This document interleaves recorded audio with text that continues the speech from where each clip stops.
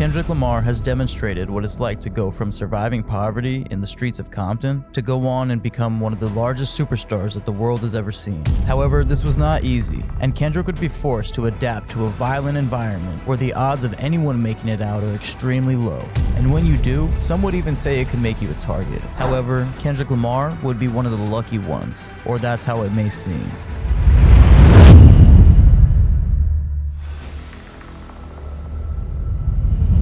Kendrick Lamar was born and raised in Compton, California. He was accustomed to eating off food stamps, living in Section 8 housing, and even surviving homelessness at one point. Compton County Building, Public Social Services. Every month. Oh, every month. We'll walk down here and get our support, food stamps, and we go shopping after that. We in the grocery store. Being the eldest of 4 children, Kendrick had been exposed to the brunt end of things, including witnessing his first murder at only 5 years old. Kendrick had been walking outside of his home when a drug dealer had been gunned down in a drive-by only feet away from Kendrick.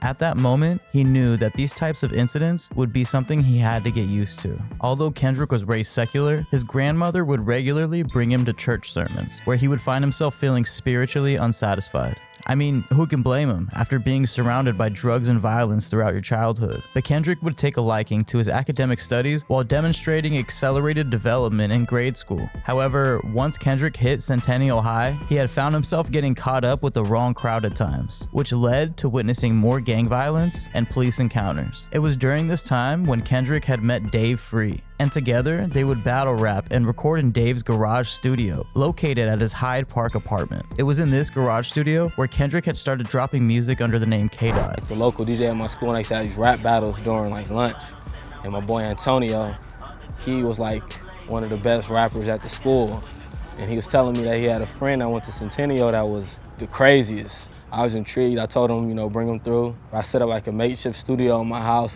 We had the little sock over the microphone. Did a bunch of freestyles over that little mic.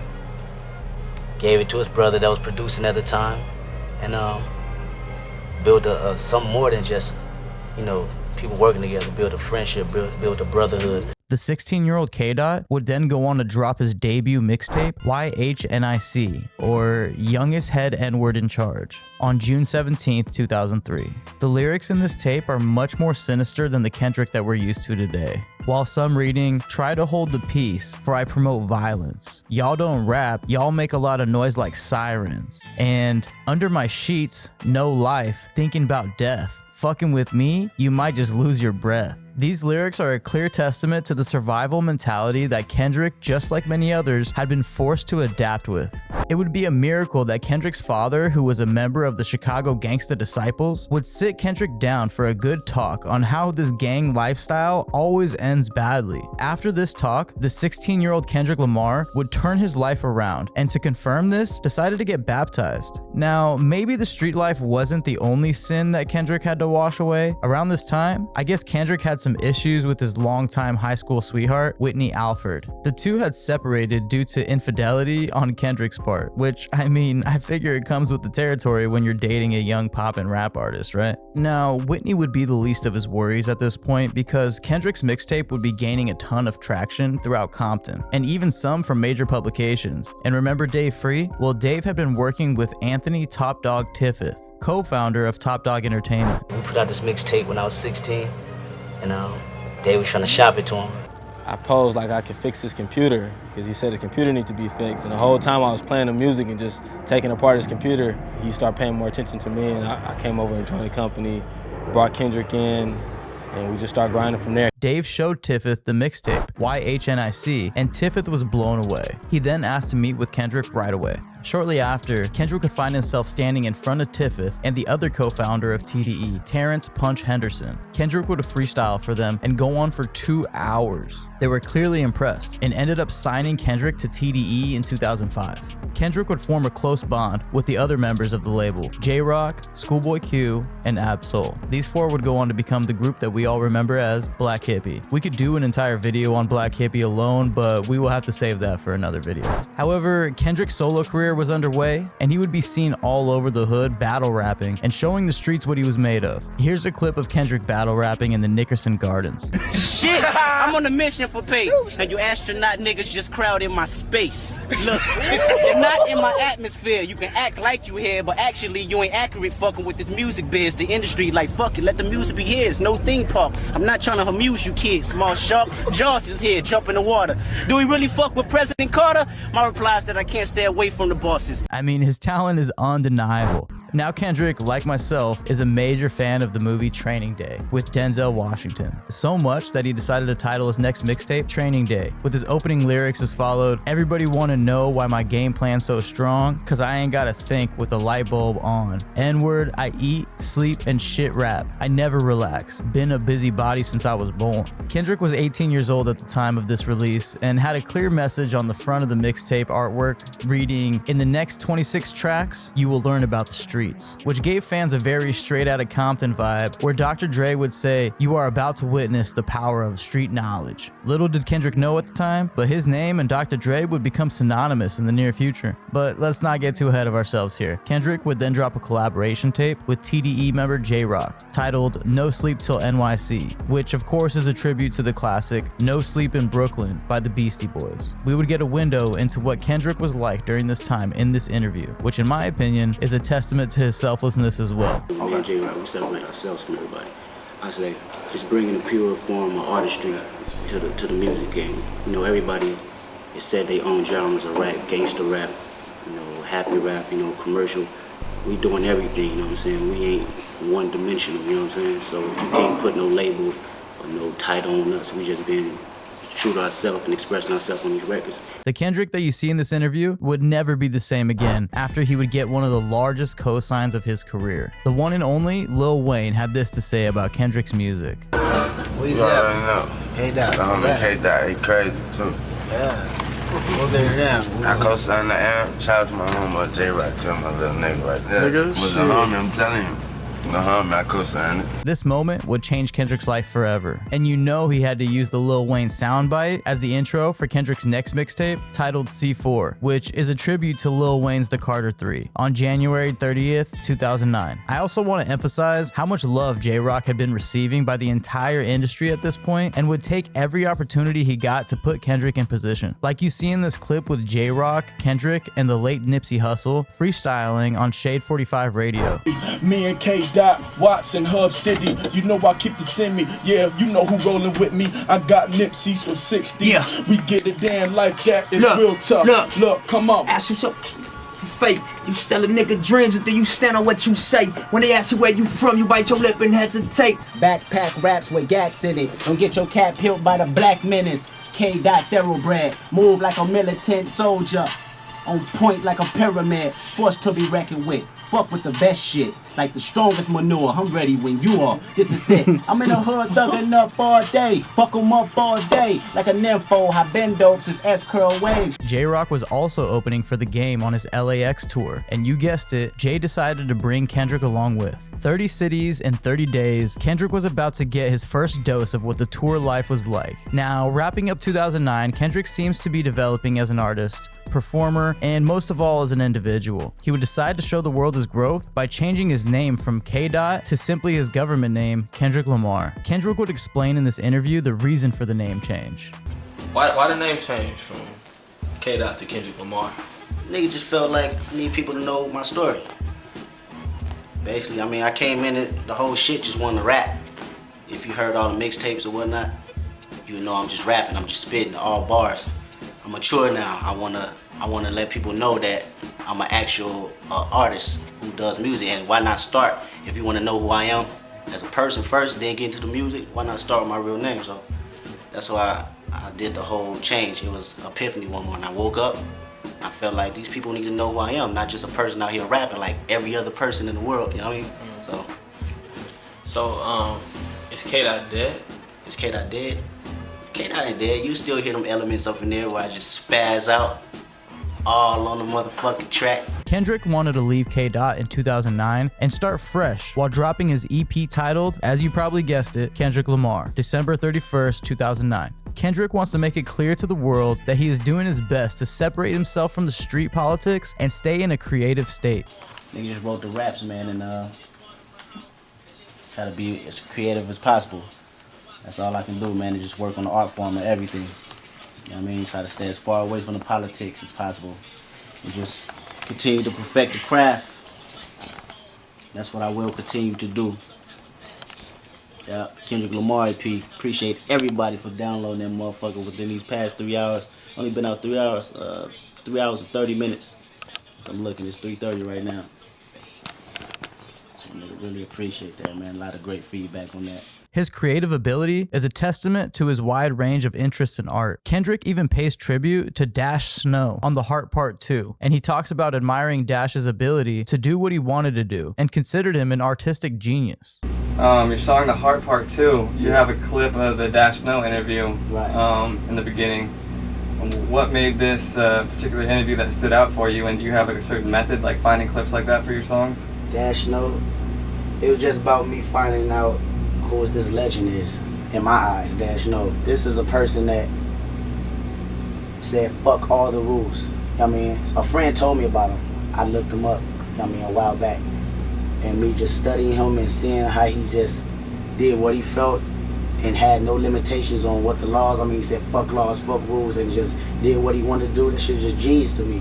And I almost like to pattern my music the way he did it, you know what I mean, did his photography, you know what I mean? So when I did the Hard Part 2 and I put the emotion on there, it felt like I was breaking all the rules, you know what I mean? When I said this type of shit I say and how I present myself on the track, so I felt it was only right to put a cat like him on the beginning of it to make it all come together at the end. Around this time, Kendrick would drop his first official project under Kendrick Lamar called Overly Dedicated, or OD, on September 14th, 2010. This project is a symbol of growth and hit number 72 on Billboard's Top 100 for hip hop and R&B. At this point, Kendrick's name was spreading through Compton like wildfire, so much that he caught the attention of Dr. Dre.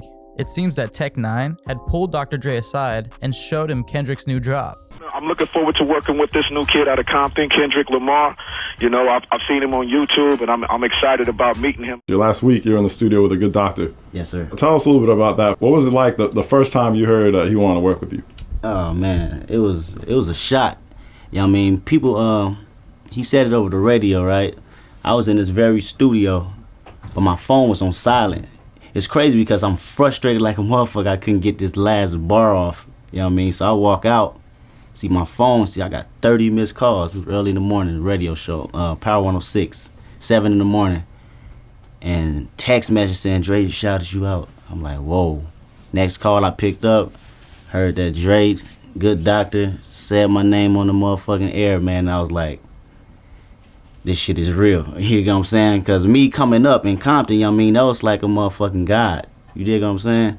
I remember plenty of times my pops, my uncles just riding down, I'm riding with them down Rosecrans and they just bumping this dude, and that's all that's implanted in my head, you know what I mean? And not only that, seeing them at Compton swap meet with Pac and a Bentley shooting Cali Love, you know what I mean? I'm thinking about all this shit just running in my head. So when they told me that, man, it was a fucking honor. Then locked in the studio the next week, that shit just blew me away, man, to just see him actually producing my vocals behind that board and I'm on that mic, you know what I mean? A lot of shit was running through my head, but I had to stay focused at the same time, man. It was a memorable moment. After Dre heard Ignorance is Bliss, he was sold. Dre then reached out to Kendrick immediately in hopes of getting him on the legendary album, The Detox, alongside with Snoop Dogg, and would even talk about signing Kendrick to Aftermath. Is he trying to sign you to Aftermath, or what's the label situation like? It's definitely in talks, it's in the works. I mean, he sat down with me and said he'd love to work with me, you know what I mean, hands-on, you know what I mean, Aftermath. So it's definitely in the works. We just go see how it pan out at the end of the year. But that's the ideal look, you know what I mean, to be with Dre. I'm from Compton. He's from Compton. He's a legend, you know what I mean, and just passing that torch down to his young homie, you know. Dre would even pull up to Kendrick's show at the Key Club just to show his support. I just came out this motherfucker to show some love for the new West Coast hotness. My nigga Kendrick Lamar doing big shit. That's all I wanted to do is come out, show my face, and represent. I love y'all. My shit coming. Detox. West Coast, stand the fuck up. I'm coming.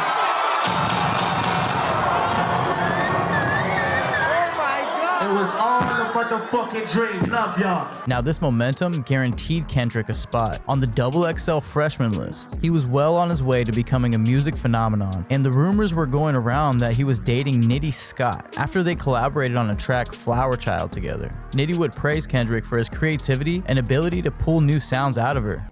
Now, Nitty, you and Kendrick Lamar had a relationship for like a year?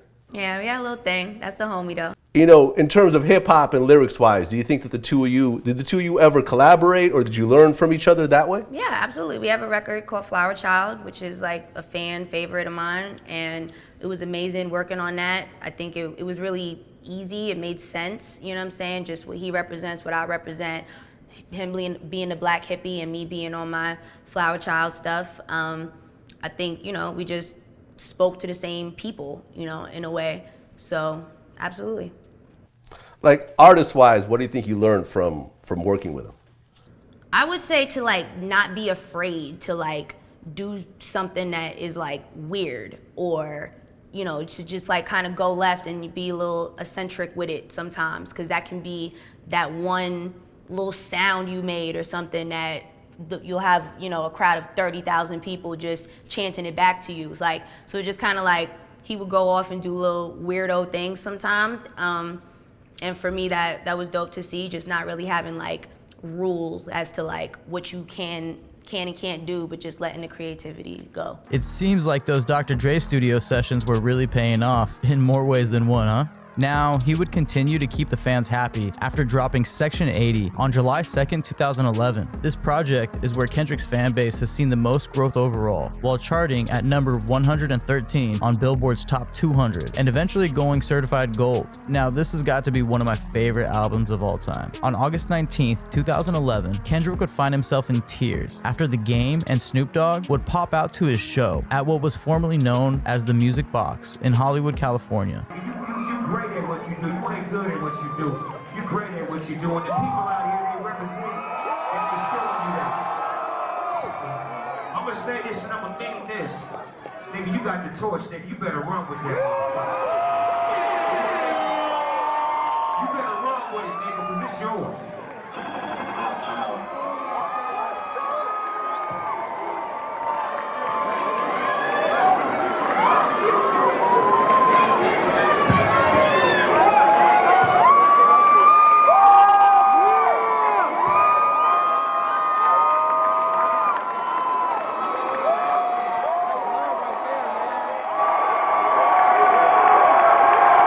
They wanted to pass the torch to Kendrick and announce him the new king of the West Coast. After this, things started moving pretty fast for Kendrick. Section 80 would be nominated for Best Mixtape at the BET Awards. Kendrick would also do 2 huge features. He would do a feature on The City with The Game and also Buried Alive with Drake. Kendrick is on fire at this time, so much that MTV labeled him as the hottest breakthrough MC. Kendrick would also be seen on Drake's Club Paradise tour with A$AP Rocky, which some people were skeptical about in hopes that Drake wouldn't water down Kendrick's authenticity.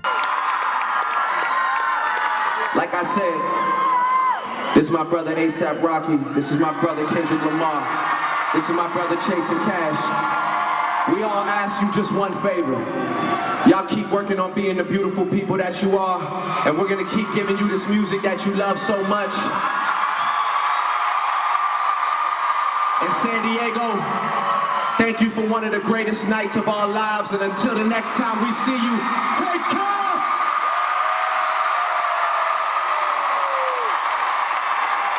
However, Kendrick would describe his experience with Drake as seemingly unforgettable. Drake's a real good dude, first and foremost. You know, he heard my music probably a year back, reached out and just gave me respect on it. You know what I'm saying? So it was a mutual feeling for us appreciating the music. I put out Section 80. A couple months later, like, yo, I need you on this tour. You know, it'll be a pleasure, be an honor. I was like, that's dope, man. So, you know what I mean?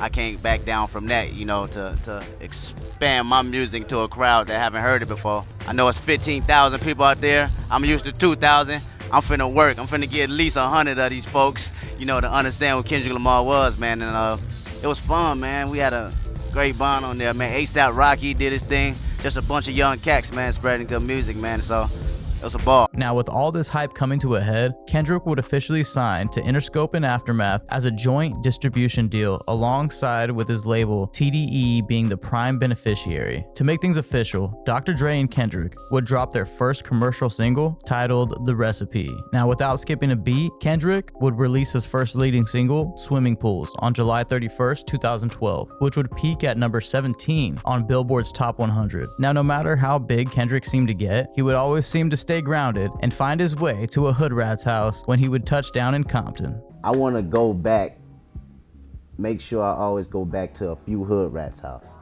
Hood rats. I'm going to tell you why. Because they're going to be straight 100 with me. And like I'm saying, I'm going back, being in the industry, you'll be around a lot of people with a lot of makeup on, a lot of high heels, and they probably lie to your face all the time. But when I go back to the hood rat house, they're going to give me some good vital information that I need to be knowing about life in general and myself, and keeping me humble at the same time. God damn it, I might get something too, I don't know. I'm a hood rat infatuation. Now, as open-minded as Kendrick is, it turns out he still felt a disposition when it came to his role in society. When he would speak on voting, he would say as follows, "I don't do no voting. I will keep it straight up with you. I don't believe in none of that shit that's going on in the world." However, it seemed once Obama got into office, Kendrick looked like he had a change of heart, stating, "And when you do vote, just make sure it's for the right reasons. I think I'm gonna go ahead and vote for Barack Obama, just because I cannot see Mitt Romney winning." He laughed. "I'll be on food stamps my whole life. I just don't feel like he's got a good heart at all," Kendrick had said. No matter how political Kendrick got, he always kept his ear on the ground for what was hot, and he could usually compete with all the top dogs. He would prove that with the drop of Good Kid, Mad City on October 22nd, 2012,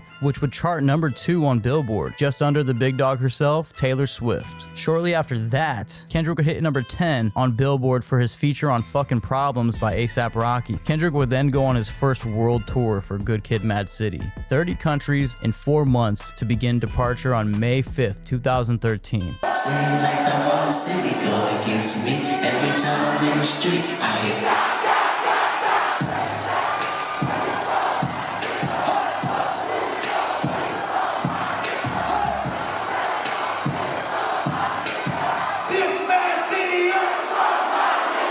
Now, with all this recent beef with Drake going on, I believe it's important to point out where this feud began. On August 13th, 2013, Big Sean had dropped his song Control, which Kendrick had a verse dissing the entire rap game, including Drake. Now, of course, this was somewhat of a friendly fire, but then Kendrick followed up by dissing Drake again in his cypher at the BET Awards, after both artists took home 5 BET Awards each. Kendrick took home 5 awards, including Lyricist of the Year, MVP of the Year, and Album of the Year, and got tongues wagging by taking a shot at Drake. Drake, who unlike Kendrick wasn't at the ceremony, also won 5 awards, including Best Hip Hop Video and Track of the Year, both for Started From the Bottom. Kendrick dissed the Canadian rapper during his cypher performance. Yeah, and nothing been the same since they dropped Control and tucked the sense of the rapper back in his pajama clothes. Ha ha, joke's on you, high five. I'm bulletproof, your shots will never penetrate.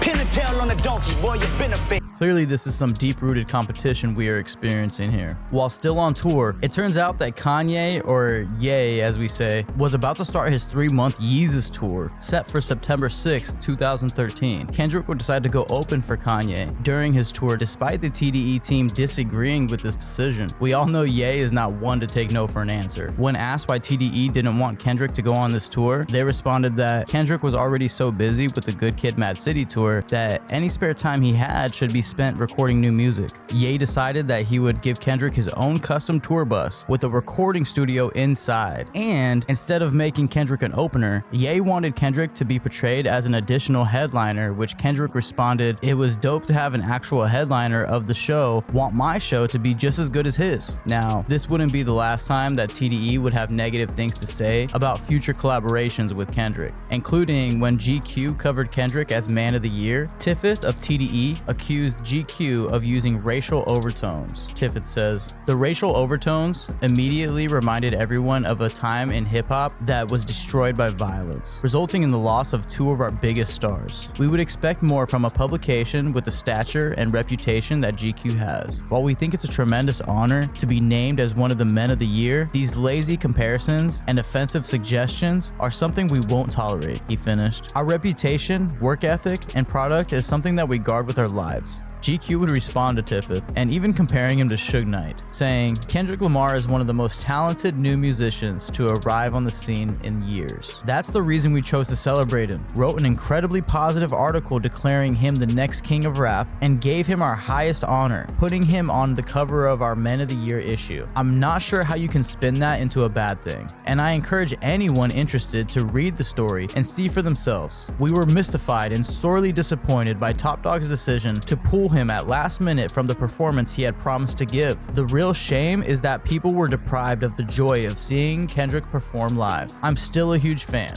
said Jim Nelson, GQ editor-in-chief. The controversy would continue on January 26, 2014 at the Grammys, where Kendrick was nominated for the first time, and nominated 7 times at that. After taking home 5 BET Awards, Kendrick thought that he had this one in the bag. However, he was greatly mistaken. Macklemore ended up taking home the award that night for Best New Artist. And the Grammy goes to Macklemore and Ryan Lewis. Macklemore would not acknowledge anything until after the show, when he would text Kendrick, "Coppin' please," and in bad taste, might I add. Well, the consensus seems to be that Kendrick Lamar should have taken home at least one of those trophies. And soon after, we found out that Macklemore himself felt the same way when he posted this screenshot of an apologetic text he sent the Cali rapper saying, "It's weird and sucks that I robbed you." What? Kendrick would respond to Macklemore, saying it was uncalled for. A lot of people made a big deal about the fact that after the Grammys, Macklemore posted your text message to him. And we talked to Macklemore the next day, and we knew his heart was sincere. Did you ever feel any way about him posting the text message or anything like that? Yeah, I think it was uncalled for, to be 100 with you. When he sent it to me, I was like, okay, you know, I could see him feeling that type of way because he a good dude. But I think for confirmation from the world, you know, he probably felt like he had to put it out there, which he didn't need to do. He didn't need to do, but they don't take nothing away from him anyway because I know where his heart is at. He cool. He a cool dude, but you know, sometimes the card folds like that when you. Well, I think he felt bad, man. Something else that was uncalled for were some domestic violence allegations that were made on Kendrick. Around this time, I guess Kendrick was nearby when an altercation broke out. There was a shocking story about you, and I was like, there's no way this is true. Yeah. When they said you were in Vegas and you beat some guy bloody and you did something to some female. Yeah. And they said they had evidence and all of this, and then I never heard anything about it again. Yeah, because it's foolishness. That's the most ignorant stuff I've ever heard made up. I was like, Kendrick did that? I doubt it. And, you know, that person, whoever made that up, owes an apology. Not to me, but to women that actually go out there and get abused. You dig what I'm saying? That's a real issue. And to be putting a person name that you know, that stands for someone way more better, that's been raised way more better than that, that's not cool. There's people out there that really get abused, and there's women out there that get abused and don't say nothing and you know, live their lives through that. So because I was like, I'm sure if that happened, there'd have been a police report. You would have been arrested. That's foolishness. That's ignorant.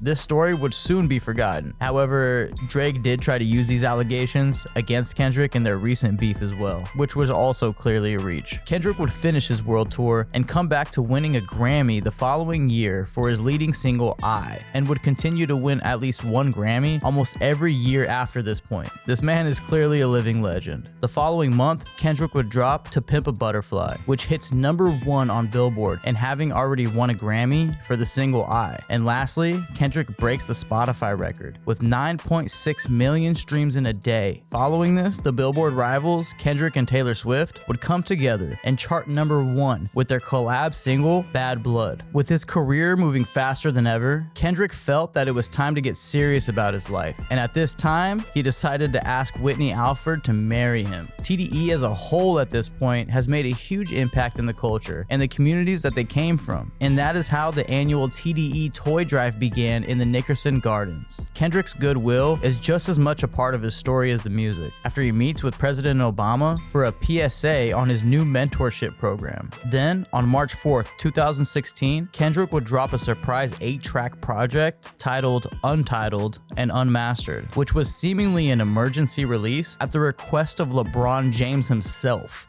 Could you imagine that? And not too long after, Kendrick would give us Damn on April 14th, 2017, with Billboard #1 leading single Humble. And not to mention, for the first time in rap history, all 14 songs on the Damn album charted on the Billboard Top 100. If you were skeptical about Kendrick's talents, at this point there was no denying that he had solidified his spot in history as one of the greatest ever. Trust me, I dug deep on this guy, and his reputation is squeaky clean. Well, except for this clip that I found of him getting pulled over with no license plate. But I suppose we can let that one slide, huh? Especially after Kendrick reportedly donates $50,000 to Centennial High School's music department, buys a new van for a quadriplegic, has a sit down with Kobe Bryant, and expresses his disdain for Trump. However, Kendrick did seem to catch some flack for what some would say being cheap when buying his own sister a Toyota Camry for her high school graduation. So awful. His kid sister graduated from high school last week,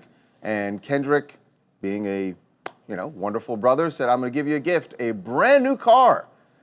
Here's the car." And by the way, and she posted a photo of the car. And a fine car it is. A Toyota Camry. Brand new. She is clearly very happy with it. 2017. She's happy with it. She posted it She saying, should be "Thank happy you so with much." it. She's a high school graduate and she gets a brand new Toyota. That's great. Yeah, Exactly. but Kendrick is getting blasted for this, you guys, because a Toyota Camry is something, an average person would buy because it's about a $23,000 car for a brand new one. And it's not something you would expect a multimillionaire to buy. However, the Damn tour was set to start July 7th, 2017, and this tour was 13 months long and grossed a total of $62.7 million.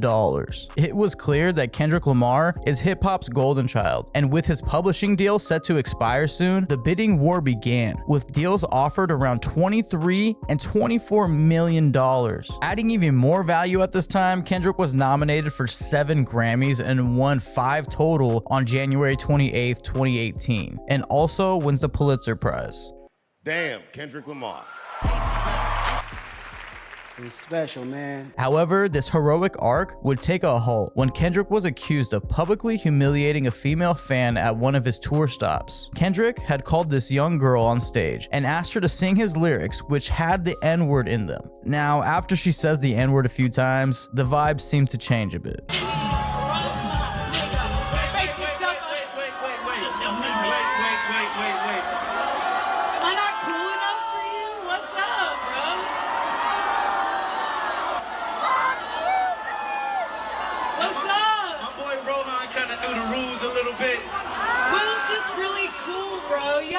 You gotta bleep one single word though. Oh, I'm sorry. Did I do it? Yeah, you did it. I'm so sorry. Oh my God. Should she stay up here, y'all? No, please keep me up here. I got you. I'll try. I'm used to singing it like you wrote it, bro. You sure? I swear. You got it? I promise. Sorry about that. Rap critics like Anthony Fantano would say that Kendrick could have maybe handled the situation a little bit better. I think Kendrick could have handled the situation better, honestly. I know this is not the first person or even first white person he's pulled onto the stage to, perform a song with him with the N-word in it. And I've seen other social media footage of that, and that went over totally fine. There was some mixed feedback, but people did also notice that Kendrick comically beefed up his security a little bit and was caught taking boxing classes. That could be unrelated, but I felt it was relevant to mention at least. However, on a positive note, Kendrick around this time did receive raving reviews for his role in Power as a drug addict. Nice jacket you got on, Poppy. Cowhide leather, right? You know the neocortex is a phenomenon that supports the 5 senses of the brain. It's responsible for hiding the human senses within the last century. That's how I knew that was cowhide leather. I smelled it from when you walked around the corner. But fuck all that, Poppy. Look, I got these gift cards. Give them to you, dirt cheap. Matter of fact, give them to you just for Lucy. I scratched some of the decorations off because I ain't like the way the shit looked, but these shits are still good. And then the 2019 Grammys have arrived, and at this time they had been catching some allegations, I guess, of alienating rappers and hip-hop artists by nominating them in major categories such as Song of the Year, but rarely giving them an actual award, kind of like how we seemed with Macklemore in the past with Kendrick.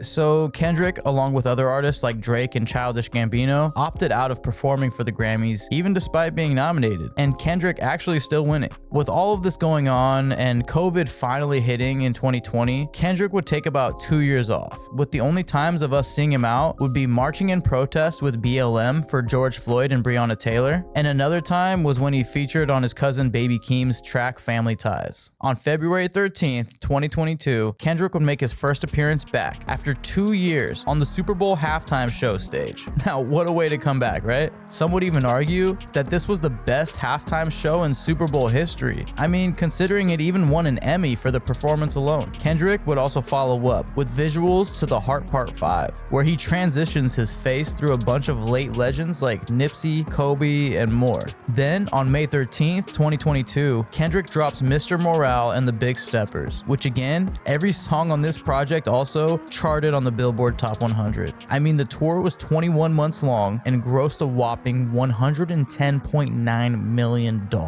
Holy shit. I guess after that, it's no surprise when you would see Kendrick pulling up wearing over $3 million just, you know, casually. Yeah, but it's LV though. They LV thing. Yeah. I can't like the crown, man. We want to know how much that thing is. 3 what? 3 mil.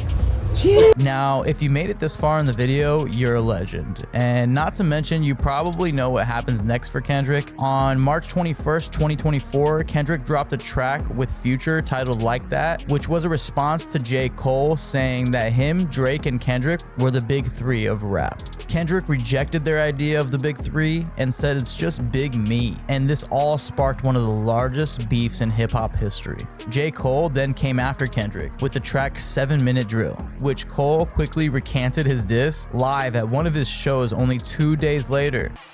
So I just want to come up here and be like, publicly be like, bruh, that was the lamest, like goofiest shit. And I say all that to say it made me feel like 10 years ago when I was moving incorrectly.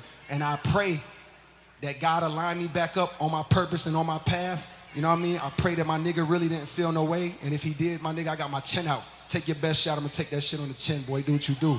You know what I mean? Like, all good. Like, it's love. This really made everyone look at J. Cole as pretty weak. However, Drake would then drop Push-Ups, where he trolls Kendrick's height and recent collaborations with people like Taylor Swift. Drake would also drop Tailor-Made Freestyle, which he distastefully used an AI-generated Snoop Dogg and Tupac to create a diss, sending Kendrick a message saying that they were waiting for him to respond, which Drake would have to eventually take down due to Tupac's estate threatening with legal action. Fans would wait 10 days for Kendrick to respond. However, the wait was worth it. After he drops Euphoria on April 30th, 2024, where Kendrick takes jabs at Drake's parenting and also ruined any searches relating to Drake's actual involvement in the huge Netflix series Euphoria. Now, this song was so genius to the point that the Chinese restaurant that Kendrick referenced drove a ton of business and good Yelp reviews to their establishment.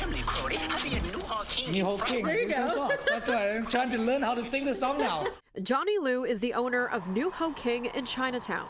He says since last night, his phone has been blowing up with messages. This morning, a lot of people text me. He said, "Oh, look at that. That's your restaurant?" I said, "Yes."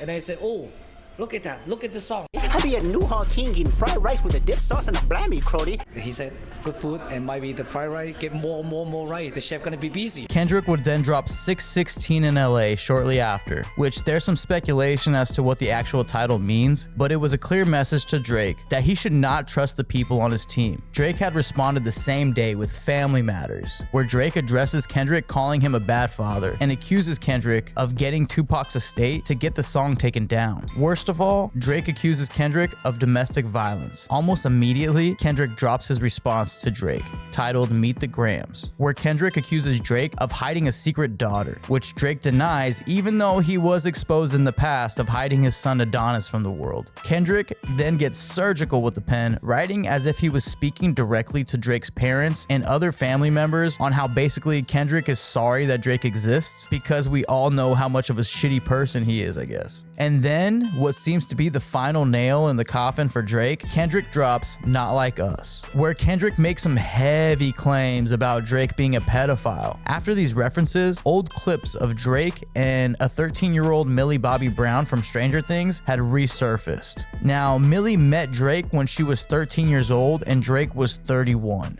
Tell me about your friendship. How did this all come about? I love him. I met him in Australia, and he's honestly so fantastic and a great friend and a great role model. It's Millie Bobby Brown's controversial friendship with Drake that has helped further fuel the feud between two of the biggest rappers of all time. We just texted each other the other day, and he was like, I miss you so much. I was like, I miss you more. What advice does he give you? About boys. He helps me. What? Yeah. He's great. He's wonderful. I love him. And if that wasn't bad enough, there's another clip of a 17-year-old girl that gets pulled up on stage at a Drake concert, and he proceeds to kiss her after hearing her admit her age was 17.